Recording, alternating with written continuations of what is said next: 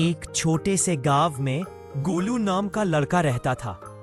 गोलू बहुत शरारती था लेकिन दिल का साफ था। उसे पूरे गांव में घूमना और सबको तंग करना बहुत अच्छा लगता था। एक दिन गांव के पास जंगल में कुछ बकरियां चर रही थीं। गांव के लोग गोलू से बोले, गोलू तुम हमारी बकरियों का ध्यान रखना। गोलू ने सोचा, आज मैं सबको मजे दिखाता हूं। वह जोर से चिल्लाया, भेड़िया आया। गांव वाले दौड़ते हुए आए, लेकिन वहां कोई भेड़िया नहीं था। सब हंसते हुए बोले, गोलू मजाक मत किया करो। अगले दिन सच में भेड़िया आ गया। गोलू डर गया और चिल्लाया, भेड़िया आया।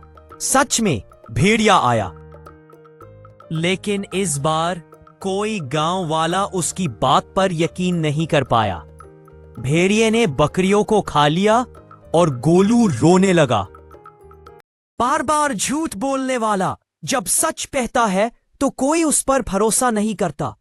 हमेशा सच बोलना चाहिए।